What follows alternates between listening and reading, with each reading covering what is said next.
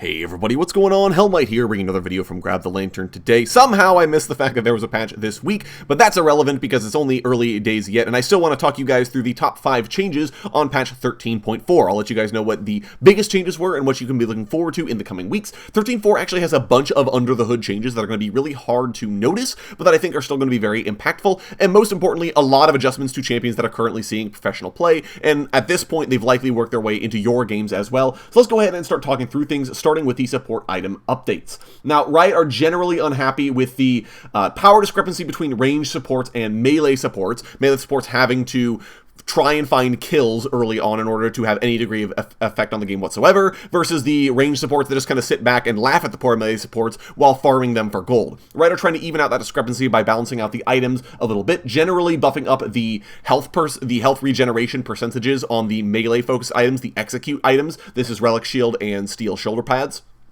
as well as nerfing the mana regeneration and the charge generation times on the ranged items. Most notably, Spell Thief's Edge was hit the most. The mana regeneration on this item has been significantly decreased to really make it a lot weaker. This should mean that your supports are both getting their rewards at the same time, and it should mean that the melee supports that are most often going to be building the Steel Shoulder Guards and Relic Shield are going to be feeling a lot better about their item choices in comparison to the ranged supports that have had the better items for the vast majority of the time. I think this will be a very big deal to help adjust the melee supports to be better, and in conjunction with the changes from last patch, I think should be a very big boon for those characters. Moving on to the number 4 change here, we're going to be talking about Azir. Azir has been the #1 pro mid laner for quite some time now. Obviously, the nerfs to Kassadin and Rise have not done him have done him a lot of favors by putting him head and shoulders above the rest of the crowd. And a lot of the power that Azir has is disappointing because he's supposed to be this late game scaling carry DPS character, but instead he's more known for his lane dominance of summon soldier, dash soldier at you, auto attack you until you eventually cry or leave the lane or run out of potions, or whichever happens first. It's not fun, no one likes it, and so Riot are making some tweaks to address this playstyle, especially at the professional levels of play. Azir will have a lot less mana early on into the game in order to poke you with, and Arise is a little bit longer of a cooldown at early ranks, meaning that it'll take a little bit longer in between Azir being able to go for his harassment combo.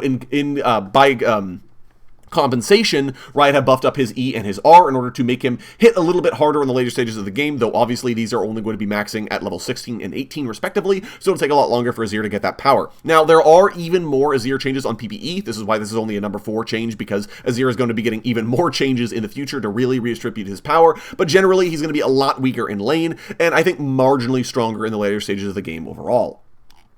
Moving on to the number 3 change, we're going to be talking about Jax. The Grandmaster at Arms has been a very powerful professional pick as well. The mid-scope update that he got has done a lot to revitalize his playstyle, and has sort of cemented him as, again, a champion that is a very strong lane bully and doesn't necessarily have that scaling fantasy that I think a lot of players have for him. As a result, Riot have nerfed down his base health in order to make him have a lot less health to trade you with in lane, and they've also nerfed Grandmaster at Arms across the board. It does less damage, and it gives fewer resists at every rank other than maximum rank, so Jax is going to be a lot weaker up until he hits level 16.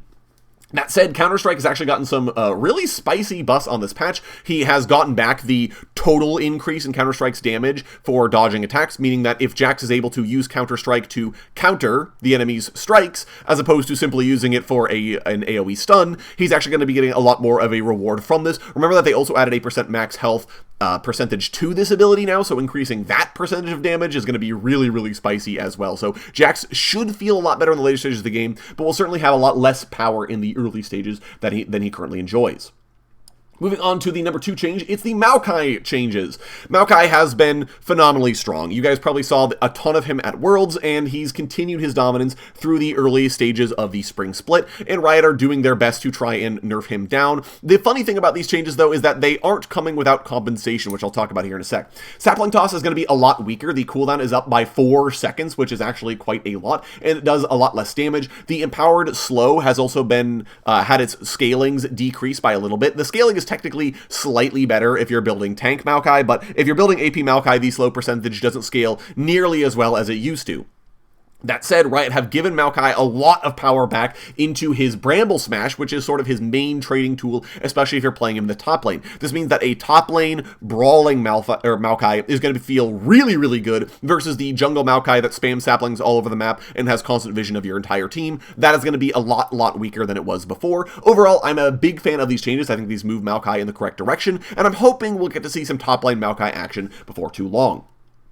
Finally, I want to talk about the Thresh changes as my number one changes because I think they're really cool. For an extended period of time, maxing W has been the optimal play on Thresh. It's your utility ability, it gives you a bigger shield, it gives a lower cooldown, more ability to bail your teammates out of danger, and you don't really care about Death Sentence or Flay. They're just CC abilities, they're always good regardless of how much damage they do, and they're functional for you.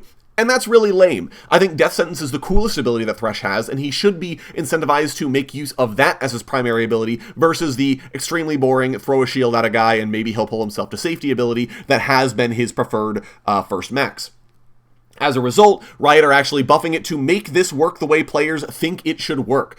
Q is now very powerful as a first max because the cooldown actually decreases by a substantial margin when first max and does an extremely high amount of damage as a ability that maxes out at level 9. If you hit a death sentence, you are actually signing your opponent's death sentence. Meanwhile, Dark Passage has had power taken out of it in order to compensate for these changes to make it a lot weaker as a max ability, and E has just received a very small flat increase to its AP percentage, but generally speaking, now the max order that you think you should be doing on Thresh, which is QEW, is now correct, and the former correct path of maxing WEQ is no longer correct. So if you were maxing W, stop doing that. If you were maxing Q, keep doing that. It's much better now.